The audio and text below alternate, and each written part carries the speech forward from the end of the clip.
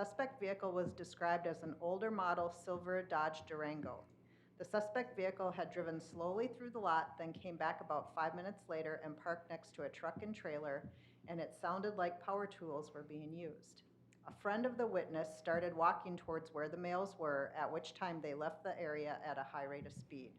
Deputy Madsen was able to make contact with the owner of the truck as he was coming off the lake. The truck did have the catalytic converter stolen. Theft. On May 24th, Deputy O'Connor took a report of a theft of 2 catalytic converters from a business over the weekend. The business is located in the 23400 block of Ulysses Street Northeast. The vehicles had been parked in the parking lot. There was not any suspect information. Theft. Deputy Rockets received a call of a theft that had just occurred. The complainant advised a male and a female in a late 90s green Chevy pickup had taken galvanized culvert parts from the construction area on Highway 65 in Klondike. The complainant had taken photos with his phone of the suspects and the vehicle. Deputy Rockets was able to locate a possible address in East Bethel for the vehicle owner. Deputy Rockets arrived at the residence and met with the female suspect. She claimed that they had taken scrap metal from the construction site that was not being used because it had been placed outside of the fence line. Deputy Rockets spoke with the male suspect, who stated it was scrap metal and he knew that because it was outside the fence line. Deputy Rockets contacted the construction company, who did submit an invoice of all the metal that was taken, totaling over $1,400. This case was referred to Investigator Beck to proceed with formal charges. Third-degree arson. Deputy Torborg was called by a complainant who advised he had been out of town, and when he returned, he found that someone had tried to set his truck on fire. The victim reported he had left the doors on his truck unlocked, and upon returning from being out of town, opened his driver's side door and noticed that the dash on the passenger side was melted and that there was a propane tank on the floor. Deputy Torborg contacted the Anoka County Fire Investigation Team to respond to the scene. There were no suspects, and a canvass of the neighborhood did not turn up any leads. So if you have any information on that, please call our office and we'll be happy to follow up on any leads that might possibly come in. And that's all I have for my report for this month. Any questions for Shelley? I actually have a question. Okay. Because I've been seeing a lot of vehicles out here without plates on them. And I've been hearing a lot of stories of, I follow uptown crime and Minnesota crime and all that. And I know, morbid. But a lot of vehicles have been stolen out of the cities and stuff. And I'm just wondering, when I see those, should I call a Yes. non-emergency number or a 911, or does it matter? You can call 911. Depending on where you are, it might get routed to State Patrol first before it would end up at Anoka County Dispatch. But otherwise, you can call the non-emergency number, which goes to the same place as a 911 call goes. The number is 763-427-1212.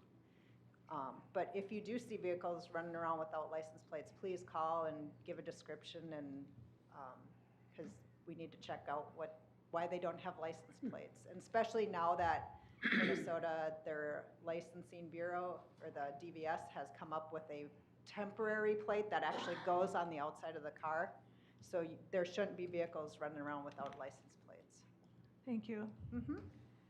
Shelley, I got a question on Canby Hills now that that's closed. Are you guys doing any more extra patrol around that building or anything? I haven't heard of any issues over there. Okay. I don't know what the plans moving forward is with that building, if it'll go up for sale or. Yeah, I don't know. I just, it's a nice building and you don't want to see it vandalized. Yeah, I'm sure the guys that night, I'll tell them to make sure they stop in, Okay. swing through there, just to make sure all is quiet. Thank you. Mm-hmm. Shelley, 4th of July is coming up. 4th of July is coming up. Already. What are the laws pertaining to fireworks and other gunpowder related items? The fireworks that are allowable in Minnesota are your basic your sparklers, or, they might have a little bit of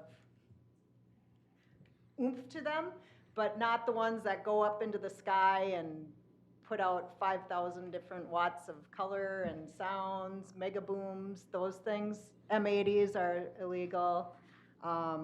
Granted, with the 4th of July, there's a lot of people who do go to Wisconsin and buy some fireworks that are not necessarily legal in Minnesota. And our deputies will respond to calls for service on fireworks.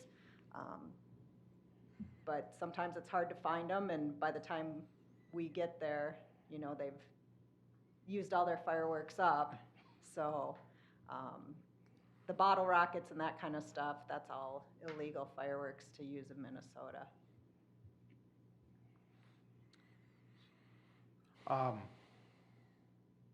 Let's see, I think the 4th is on a weekend this The year? 4th Monday. is on a Sun- Sunday, Sunday. yes. So I suspect that there may be some parties this weekend.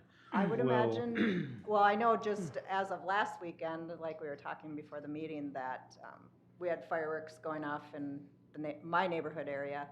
And, you know, I know people enjoy them and it's fun, but a lot of people have animals like I do who are terrified when those things start going off. And, you know, so maybe be a little conscious about that kind of thing. And like, I know I woke up at like 2 a.m. because somebody must have got home from the bar and lit a big one off or something. I was like, what are they doing? You know, because it goes usually like right around sunset for, you know, maybe 30, 40 minutes, and then it's usually done. But so just try to be mindful of your neighbors who may not enjoy the light show or the sound show, and especially if the weather is decent where we're going to have our windows open, and realize that sound carries, because that is one of the biggest complaints we get during the summertime is loud parties or fireworks or that kind of thing. So, you know, have a little empathy for your neighbors. For this weekend, will Anoka County be having extra patrols out? I'm not sure what all they have going on this weekend. If there's like the DUI task, the Safe and Sober Task Force, if they're out towards zero death, if they're out extra this weekend. Typically on holiday weekends, we do see an increase in our squads that we have available for calls. Okay. And typically we try and get some of our rec deputies out as well on the lakes, just because there's a tendency for problems to spike up on the Right. water too with people. And there's 500 boats on Coon Lake. Yep. All right.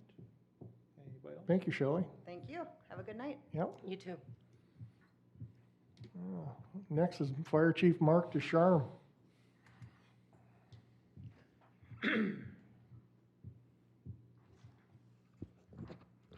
Good evening, council. Great to see everybody in person, which has been a long time. So I'm going to add to the fireworks talk. Basically, if you shoot it, it flies, or if it goes boom, they're not legal in Minnesota.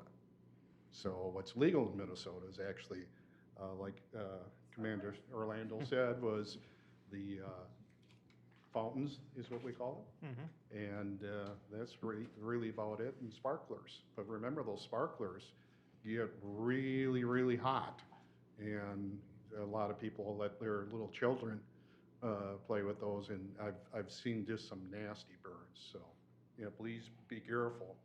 And remember, you know, I realize we had an inch of rain today, but it's going to be starting to dry out. And if you're shooting off illegal fireworks and they land somewhere and start a grass fire or some type of fire, or set your neighbor's house on fire, that you could be liable. So just a warning. So May 2021, the fire department responded to a total of 70 calls that month.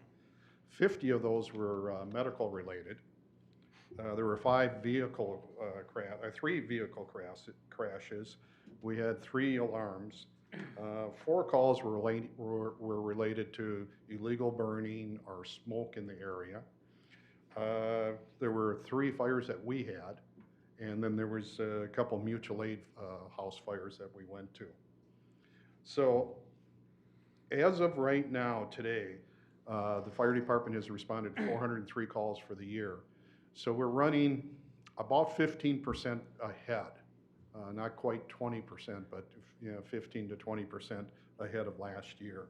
And if you remember, last year was a record year, so it's been an extremely busy year so far for the fire department. With that said, if you look at your graph, especially for the year to date, 2021, you can see that we're running about 65 to 70% of our calls are somehow medical related. So there's no doubt that that's our major service delivery right now. Any questions? I have a question. Sure.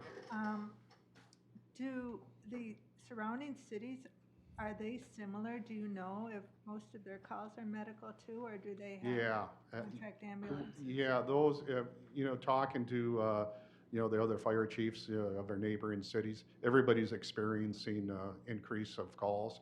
I think even the sheriff's department is experiencing an increase in calls for service. And it's all about the same rate. So, we might be a little bit higher, but there again, we'll take a look at the numbers here pretty quick, and we can kind of give you a feel as to, the type of medicals that we're doing and going on. But they're all different types, and we see a lot of really sick people and a lot of really hurt people. Thanks. Mark, are you back to normal routines at the fire station now? I know you're going 2 guys a truck. Is it back to a normal? Yeah, we're back to normal now. Okay. Normal would be, up to, depending which vehicle goes out, up to 5 people. So, example, on our rescue trucks, we'll carry 4 people now. If sometimes that'll leave, with 2 or 3 people during the day. A lot of times you'll see our rescue trucks go out with 2, because it's a little bit more concerning about manpower.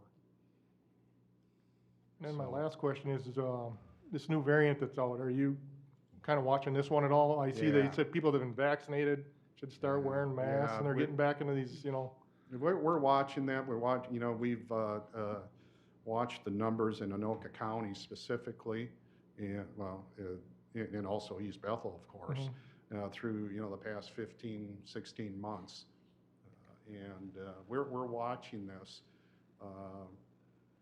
On our dispatching, there's a little bit of a change coming up. Some of the questions that they would ask somebody who was calling for assistance, they're not going to ask as far being COVID related. But if the numbers start climbing or there's some trend that we see, we'll fall back to with dispatch asking what we call the questions. So, and the reason, incidentally, the reason why they would ask the questions is because that's the information we as responders and the sheriff's deputies as responders needed to know, so we knew what level of protection to have on. So, depending on the call, would depend on the level of personal protective equipment that we would put on. With the hot weather that we have been having, and looks like in the forecast we'll be having again, what's the risk looking like for dryness and grass fires? Well, here's my spiel, okay? So, all that green stuff you see out there, the grasses and stuff like that, that's what we call 1-hour fields. You could have 3 inches of rain, and it only takes an hour for that stuff to dry out, and it can catch fire. And I know the DNR has had extra crews on duty. In fact, you may see them now and then stationed, in our parking lots at fire stations. So there is a concern. We at the city, especially Cindy at the front desk, takes a look daily at the map that the DNR puts out as far as whether or not we're under, they're going to put us under restrictions and things like that. We've been very, very lucky in some of these, what we call red flag days that have included Anoka County, or part of Anoka County, where we haven't had major fires. And when the weather turns like that, they put a lot of, the DNR puts a lot of people on alert, plus the aircraft support and things like that. So, so far we got a little bit of reprieve, but it sounds like it's going to, towards the end of the week and the next week, it could be more difficult. So, big thing is the humidities. We had some couple days there when it was 15% humidity, and for Minnesota, that's very, very dry. But it is, I'll tell you right now, it is tinder dry in some of these forests. We need rain, and we need continued rain, so we are watching it very closely. Thanks, Mark. Hey, no problem. Thank you. Chief. Thank you. Yeah, welcome. Welcome back. Mr. Mayor, before we start the consent agenda, I would like to ask Mr. Chris Nelson to introduce a guest that we have in the audience tonight. Chris? Thanks, Jack. Council members, it's my pleasure to introduce a colleague of mine at the firm at Eckberg Lammers, Annalise McCary, has been working on some East Bethel files, both on the criminal end and the civil end, and has been with us for about 2 years and is growing her own municipal practice. And she was kind enough to join me here tonight, and just wanted to introduce her to all of you and just indicate that she's been working with the city of East Bethel and been a great asset to our firm and to me and to the city of East Bethel. Thanks for everything you're doing. Thank you. With that, we'll move on to item number 5.0, the consent agenda. Is there a motion to adopt the consent agenda? I'll make a motion to adopt tonight's consent agenda. Second. Motion made, second, discussion? I would like to pull items A, B, E, and F. A, B, C? E as in echo, and F F. as in foxtrot. Okay. I like to pull item B as in boy and C as in cat. I didn't catch the second one. C? C is a cat? Yes. Okay. That just gives us D, G, and L. H. Or D, G, and H, I'm sorry. All those in favor? Aye. Aye. Aye. Opposed? That passes. A, Suzanne. A is the bills list, which I have a question on, and that is it's on page 18, the park acquisition development at the very top line, Rock and D Corporation, professional services for $10,000+ plus. Can you go into more detail on that, please? Suzanne, that was the cost of the wetland credits that we had to pay for this Baton Street Trail project. Okay. There was about 4,800 square feet, and those credits cost $2.25 a piece, so that's what that was for. I got it. There just wasn't enough description in there for me, so I had to ask. Yeah, that one kind of sticks out. It's a kind of an odd one. Yeah, okay, so I'll make a motion to approve item A of the consent agenda. Second. Motion made, seconded, discussion? All those in favor? Aye. Opposed? That passes. Item B, Suzanne. Item B is me and Shelley and I. But my problem with item B is on page 25, we tabled these minutes, and I wasn't, due to some personal issues going on in my life, I wasn't able to get back to the city. They called me, and then I didn't get home until like 5 o'clock and listen to the message, and they were already gone, and then they had the packet all ready to go. But I want to add on page 25, under 70G1, the discussion of the June work meeting,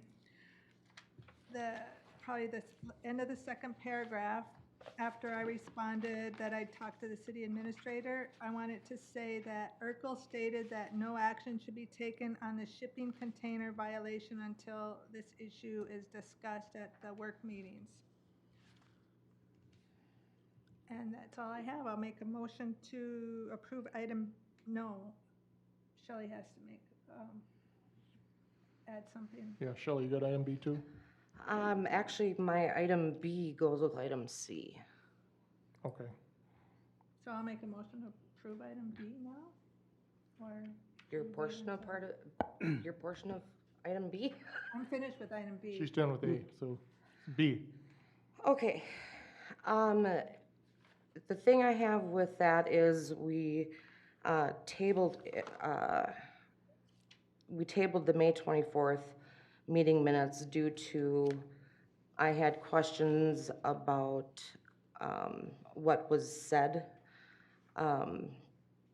Voss had asked how Beck knew the signs were illegally taken down because it was removed by city staff, and I'm pertaining to that Lever Street sign.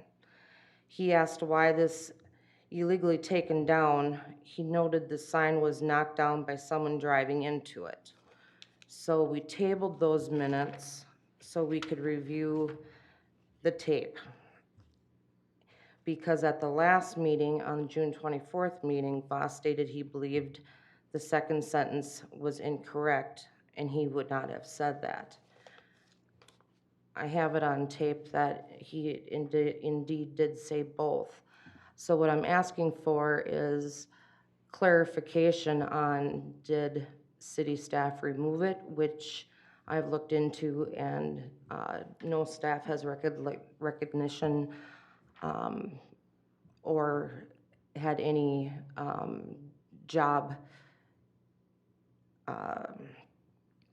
No one was out there to remove the sign. Well, And so I just want clarification on what happened to that sign. And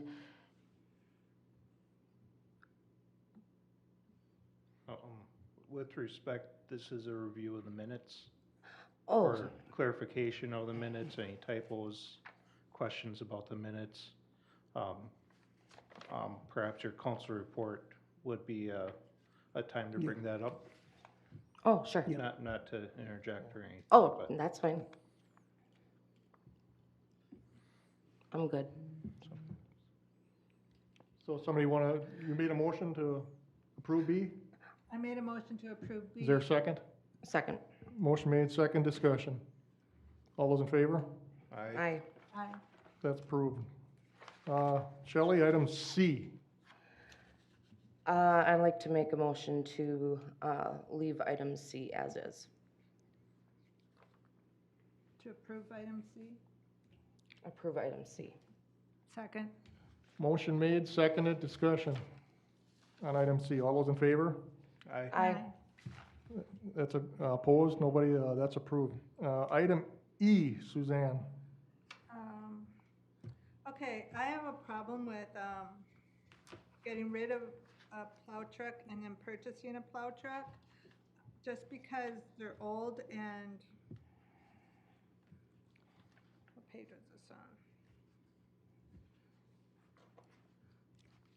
Thought I marked it. 58.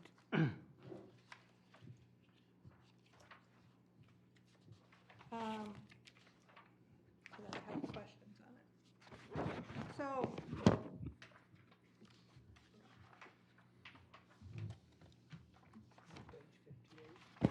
I know, but it's the agenda minutes. So,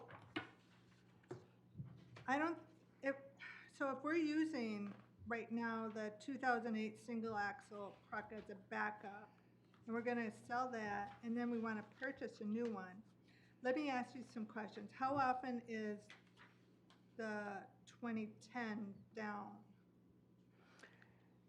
I'd have to check the records. We generally follow these replacement schedules, Suzanne, because we want to spend more time plowing snow than working on trucks. These trucks are constantly breaking down, even the new ones. Plowing snow is it's very hard on the vehicles.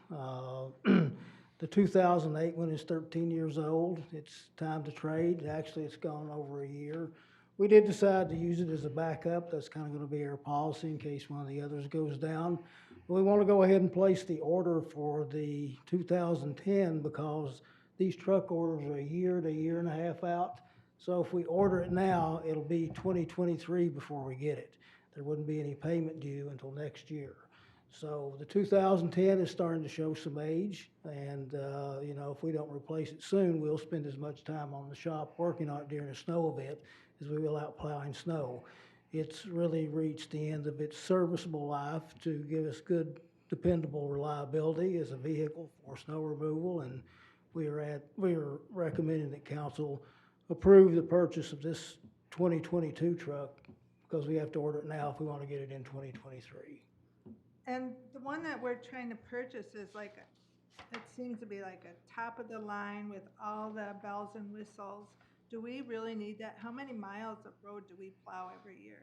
We plow, there's 140 miles of road in the city, and with each snow plow event, we have 5 routes, so every truck's probably gonna run maybe 150 miles, 150 miles during that, because there's a lot of backtracking. Depends on how many snowfall events we have. We always go out on the snow events, but then every snow event requires another couple days usually to clean everything up. But the snow removal is rough on vehicles, and these trucks are also used too during the summer for our construction activities. And the Macs are fairly comparably priced. They're a little bit better quality. And in our analysis, we think we can get another 2 or 3 years of life out of the Mac over what we've been using. Jack, I don't think that's one of the top line trucks anyway. I think that Freightliner and the International are more expensive trucks. I mean, so actually this is a, you know, pretty good deal. You know, they're fairly close. I believe the Mac is a little bit more expensive, but from what we've experienced with the last one we got, and with talking with other cities, they've had more reliability out of that brand than they have with the Freightliners and the Internationals and the other brands. Yeah, because I know the county went to like Honda or something like that. They went to a Honda truck, so I don't know what the difference is there and what the price is, so. I'm not either. The only thing that I know with some of those brands that parts and repairs are more expensive. Right. And I'm guessing that this, the money from the sales of the used plow trucks will go towards the new ones? That's correct, and we have an equipment replacement fund, so all the equipment purchases come out of that, so the money's already there to do these purchases for these vehicles. Okay.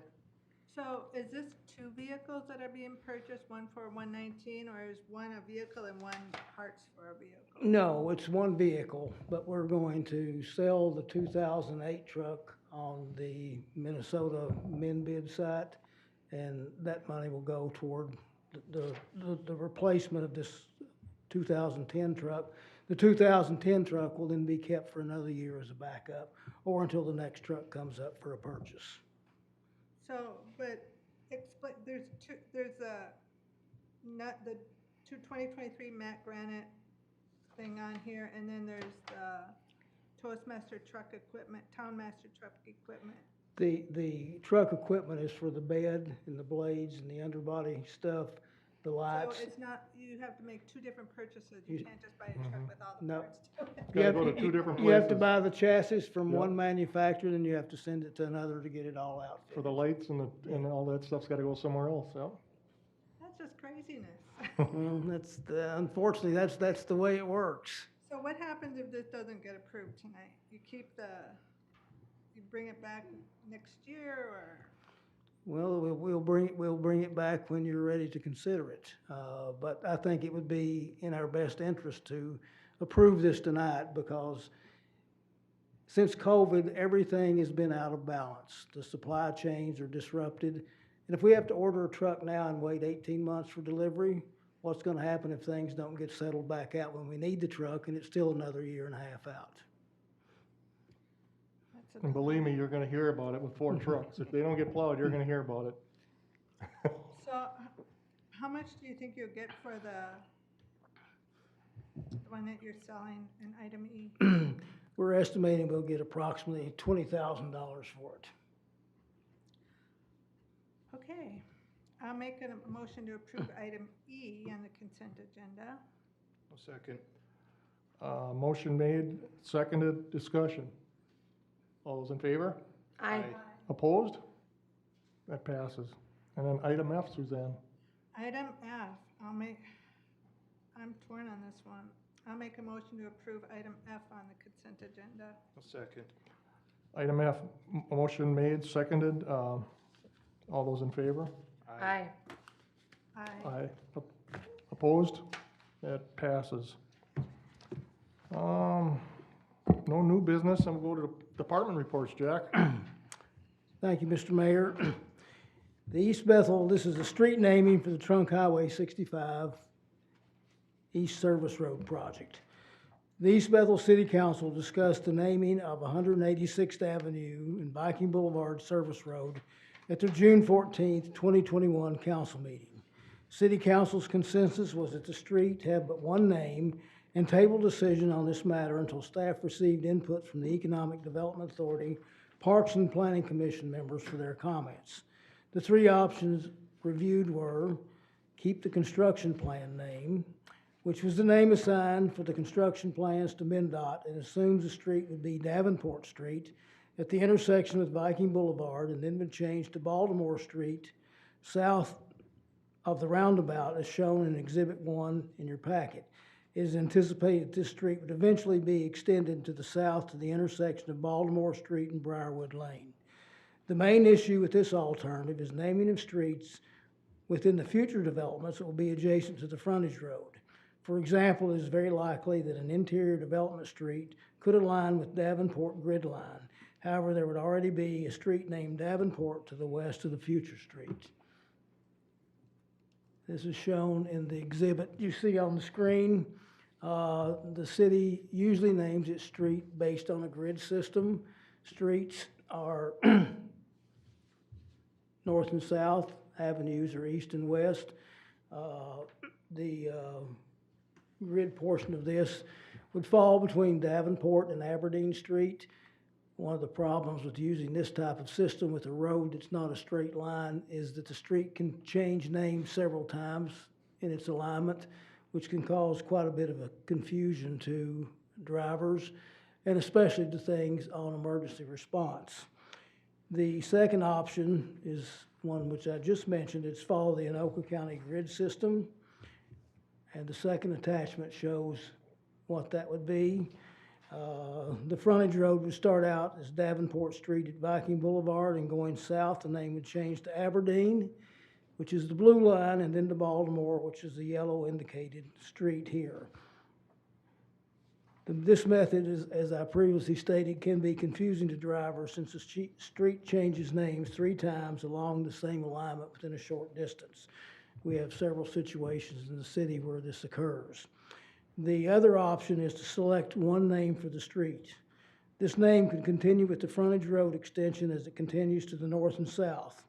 With this alternative, the name would not follow the Anoka County grid. Choosing a name outside the grid would need to be clearly documented to all emergency services.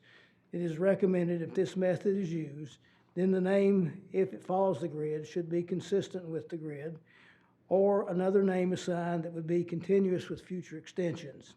Attachment 4 in the exhibit shows the options of names proposed that do not correspond with grid system protocols. So in our discussions with the EDA and with information that was sent to the Planning Commission and Parks Commission, the names of the streets recommended are shown in the top block. They were Enterprise, Commerce, Venture, Valkyrie, Booster, Sandhill Crane Parkway, and Central. All the names, with the exception of Sandhill Parkway, could have the suffixes names for streets as identified in the box below. The EDA did recommend that they preferred the name Sandhill Parkway for the service road. At this time, staff is recommending that alternative 3, which is the name of the street, one name be considered for approval, and is requesting council to approve a name for the 186th Avenue Viking Boulevard Service Frontage Road. I will make a motion to approve for one name for 186th Avenue and Viking Boulevard Service Road. Do you have a name you'd like have to a name? attach? I gotta give the name. Sand Hill Parkway.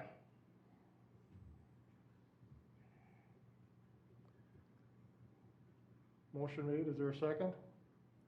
I'll second. There's a second discussion. Now, this name, Jack, this will be the service road all the way north now, from now on, if there's any service roads? That's what we want to make the plan. It'll still be up to naming this, but since we've started on this, then this allows us to continue this as the service road eventually goes northward to 221st Okay, and even goes south back down to Briarwood. okay. Can the name change? It could, but it would be. So I'm not held in stone? You know, again, we have several names, streets that have one name that don't follow the grid. You know, we have Durant Street, we have East Bethel Boulevard, that varies and doesn't follow the city grid system. We have, those are the two that are most notable.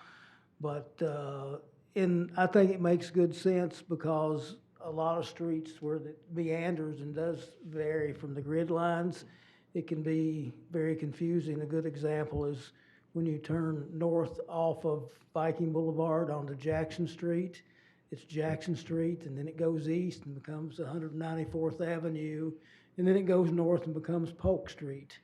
So it's essentially the same street, but it has three different names. So having it one name, I think, makes it much more easier for people to identify. And if it has Absolutely. a name too that's beyond the grid system too, I think it's also easier to associate the name with the street. And the reason I did say Sand Hill is because it's next to the golf course, and they have the sand pits that the balls get stuck in. I don't know. And there's a lot of cranes in the area. I'm just making excuses now. I guess my second question is gonna be for Mark, and then I know Shelley left. Is this gonna be an issue with, let's go Sand Hill, is it, because I know the deputies already had Davenport on their computers, but I know they can be changed. They've already put Davenport in, so. Yeah, that can be changed. Yeah. I think on the public safety part of it, the biggest concern is the confusion, because this road does cross those grids Yep. so much that I am an advocate for, one name for that service road. And then in the future, and maybe years down the road, who knows, but you can continue that name to the service road as it heads up towards, in the future, to 221st. If you look at these next slides, this is where the next extension would begin from Viking Boulevard going north. And it's a straight shot until you get up towards 205th Avenue, and then this road is going to have to alter from its straight alignment and come out on 205th, approximately where the service road from the Ice Arena intersects just south of the storage facilities. So again, you'd have a street here that had three different names if you followed the grid system. Under this proposal, this would still be Sand Hill Parkway. If you go to the next slide, we already have an existing service road in here. However, this has been named. This is Davenport, which really isn't Davenport according to the grid system here, and it changes to Aberdeen. This would either have to be considered being renamed at some point in the future or left as is. And the final segment of the service road plan, which would go from 213th to 221st Avenue, would start out as Baltimore, go to Aberdeen, switch to 219th, and then go back to Davenport. But by leaving it Sand Hill Crane Parkway, it still stays the same street name through its entire alignment through this segment.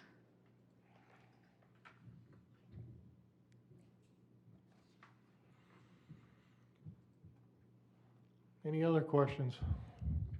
So I like Sand Hill, but I was wanting it to be Venture Parkway, so. That'd be a good one too. I guess that's a question I got. I suppose when they build these houses, there's gonna be some street names that have to, but are you gonna line them up with the grid then?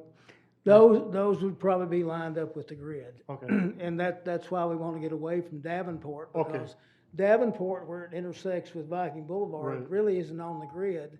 So if you get into the development and you have one that's on the grid as Davenport and you have the same name, then you have two Davenport streets that Correct. are paralleling each other. Yep. We actually have this situation in the area of the ice arena. Coming off 209th going south to the ice arena is Davenport. Yep. But you go 600 feet to the west and you have another little short section of street also named Davenport, but that follows the grid. The access to the ice arena doesn't. It was closest to the grid, that's why they picked it out. Fortunately, that one little short section of Davenport does not have any houses that have access on it. Okay. So, but that's the problem that you could run up with if things don't exactly follow the grid and they fall between it, and you don't want to name it, and as far as streets go, it'd be named a lane. As far as avenues go, you kind of pick something that's closest to the one in the grid. Any other questions? Well, to the motion, all those in favor? Aye. Aye. Aye. Opposed? That motion passes. Item number 2, Jack, 186th Avenue, Viking Boulevard, Service Road, streetlight proposal. Thank you, Tim. Connexus Energy has submitted a quote to furnish, install, and maintain 9 streetlights on the new service road from 187th Avenue to Viking Boulevard. The lights would be installed on 30-foot fiberglass poles with the Cobra-style LED light. 5 lights are proposed around and adjacent to the roundabout, and the 4 additional lights are proposed at other intersections as shown on the attached plan in your packet. The total cost of the lighting system is $73,754.75. The cost breakdown of the lights is shown on the attached worksheets, and the costs are summarized in your packet as follows. Roundabout lights are $37,298. 187th Avenue intersection light is $10,505. Future street intersections, which there are 2 in total $18,056, and the Viking Boulevard intersection light totals $7,895. The monthly energy and maintenance charge for each light is $8.76 as outlined on the attached energy and maintenance agreement. This agreement is for a term of 25 years. The above costs also include maintenance on these lights, as indicated in the maintenance agreement. Construction of the street lights would be financed with the MnDOT Municipal Agreement Grant. Long-term maintenance would be financed with the city's municipal state aid maintenance funds. Each year we get an allocation from MnDOT and our MSA funds for maintenance of our MSA streets, and for 2021 this was $197,000. Staff is recommending approval of the Connexus Energy proposal for the construction and maintenance of streetlights for the Trunk Highway 65 East Service Road project. Make a motion for approval of the Connexus Energy proposal for construction and maintenance of the streetlights for the Trunk Highway 65 East Service Road project. Second. Motion made, second, discussion? Jack, do we have streetlights on our last package road that we put in? No, we didn't we put one at the intersection of Viking Boulevard and Taylor Street, but there were no street lights installed along the rest of the alignment. I thought there was one on the corner there going to Cambia Hills. I thought there was a light there too. I'd have to check and see, I'm not Okay. sure. There may be one there. Okay. Okay, so we just didn't foresee a need for streetlights on that one? What we assumed there was that those would be put in as development occurred. As this is gonna be a major connector, we felt there was a need at least to illuminate the intersections on this road. The street lights as shown on the roundabout are part of MnDOT requirements that have to be met for that type of design. Okay.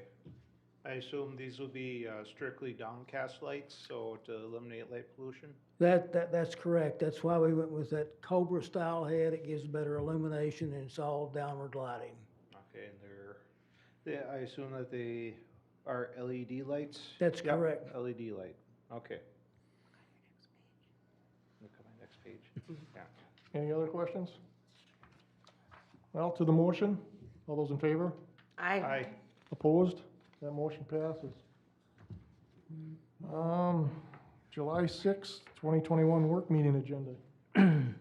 Our monthly work meeting is scheduled for July 6, 2021 at 7 p.m. Items recommended for council discussion and review could include but may not be limited to the following: the 2022 preliminary budget presentation and discussion, Midco cable franchise agreement, and a request for a lowering of speed limit on Edmar Lane. If you recall, we discussed this in September of last year. There has been a request, though, to install the speed signs up again to collect some data along this route in a different location. The residents there have stated that there is still, in their opinion, significant speeding of parcel delivery vehicles, garbage trucks, and school buses.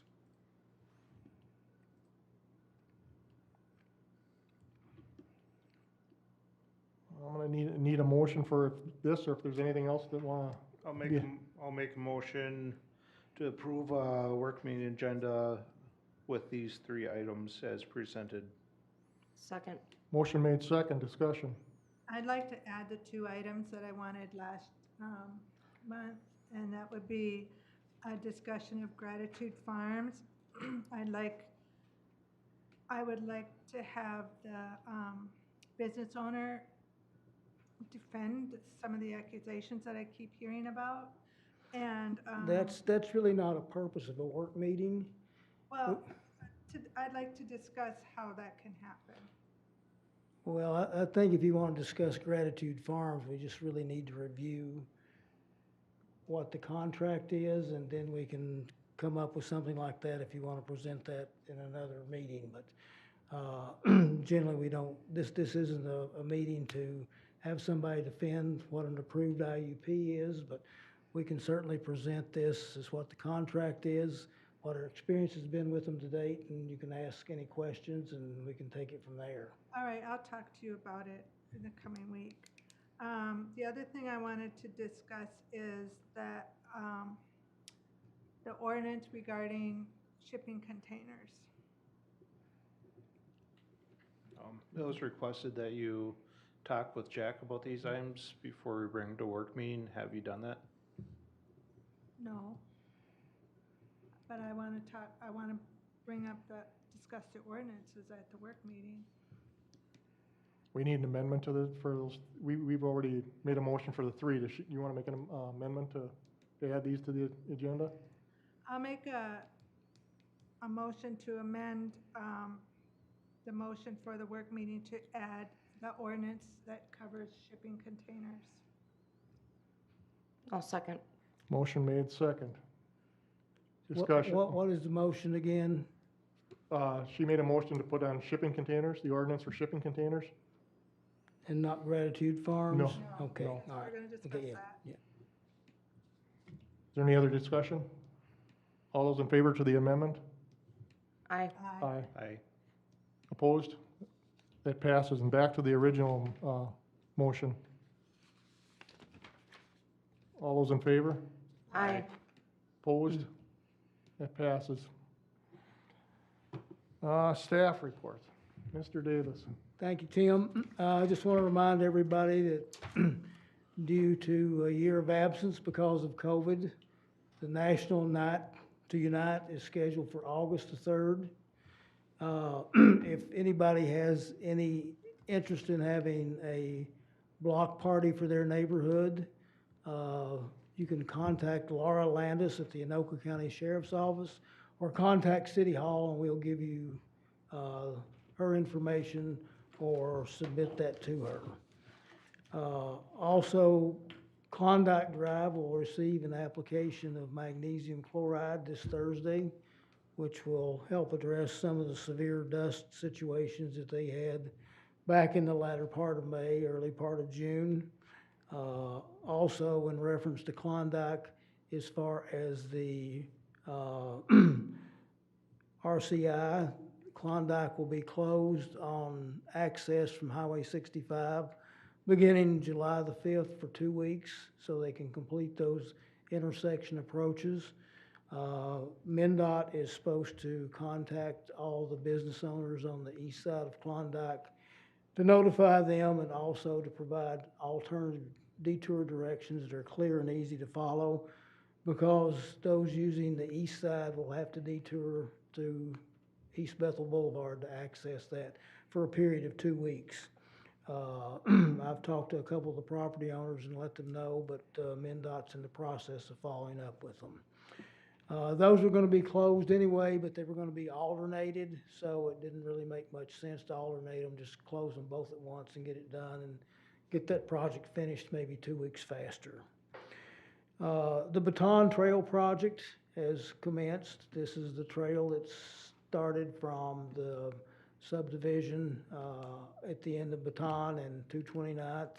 It'll go down to 226th Avenue, and this should be completed by July. So once that's completed, then the city can assess what direction they're gonna go in extending that further to the south or utilizing the existing streets to provide access to Booster West and Booster East parks. And also the playground equipment at Booster Park the removal of that will begin on Thursday and Friday.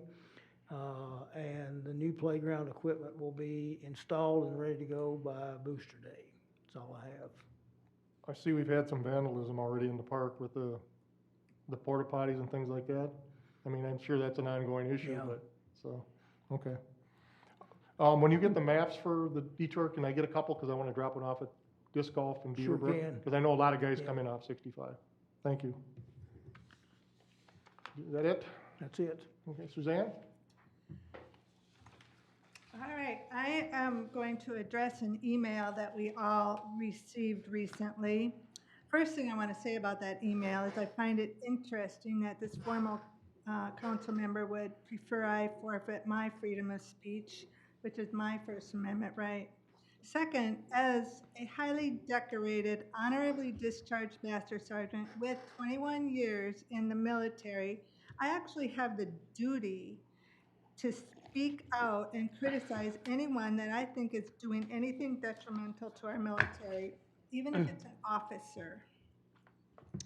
I'm very aware of the deep workings of the military. I was stationed in DC for several years, so I know exactly what I'm talking about.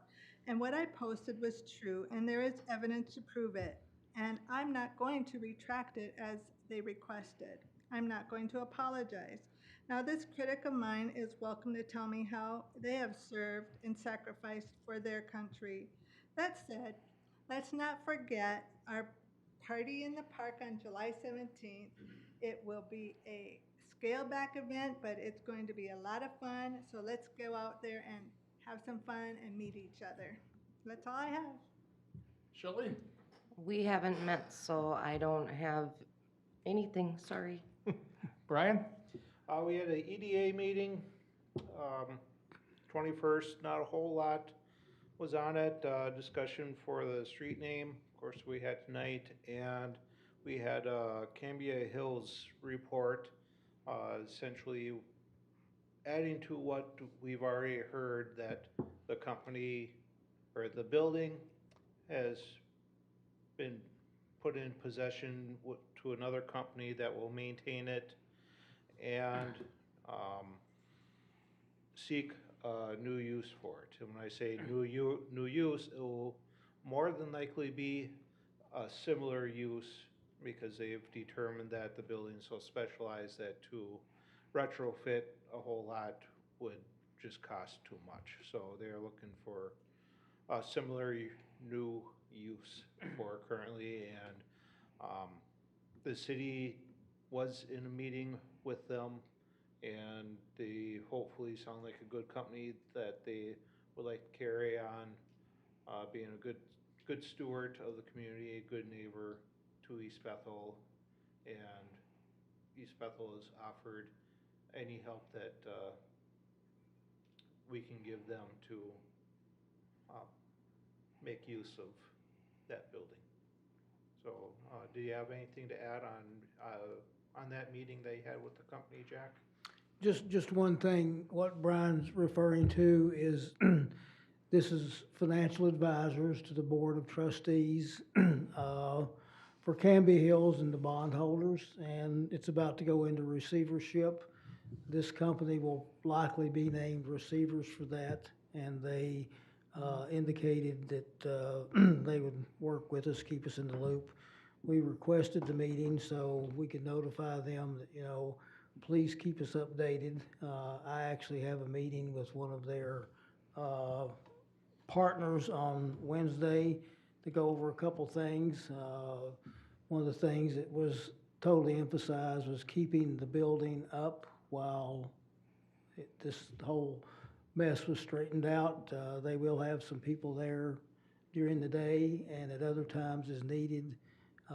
They're going to keep the grass mowed and everything watered and the power on. And I think they've had some conversations with Mark and what we need to do. We may have to fill in some gaps on making sure there's keys and access for the drop boxes and ability to get in there, and some other security information too that we really can't or don't want to discuss publicly.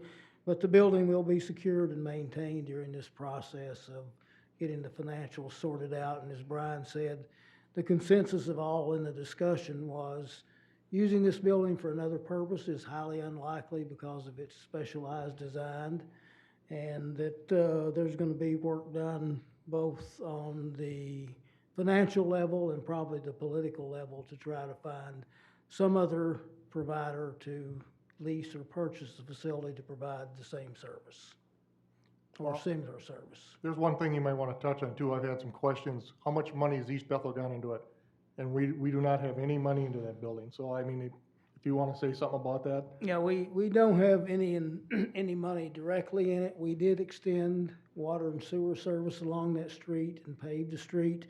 However, that property was specially assessed. Their portion of it was $270,000. They made their May payment. I don't know what's going to happen in the future on that. However, if they don't make a payment, and then that's part of the discussion on the receivership, this isn't bankruptcy, but that assessment will not go away. So whoever leases the property or purchases the property, assessment goes with that. So we may be delayed a payment or two, but we will get our money back on that. The rest of the assessment was made to the property owners on the opposite side of the street. Thank you. And for myself, this morning and this evening, the fire department had pump training. They had a couple of issues with trucks at that fire in Columbus that I think they got through them today. They found out what happened, and then I just want to wish everybody a happy and safe 4th of July. Like Mark said, watch the fireworks, it's dry. I mean, one little spark, you could have a big fire, so. Yep, don't blow your fingers off. Yes, yeah, Don't drink and drive, yes, please. correct. That was happy and safe one. And with that, there's one motion left. Make motion adjourn. Happy 4th. I second. Motion made, second discussion. All those in favor? Aye. Aye. And we are adjourned. Thank you.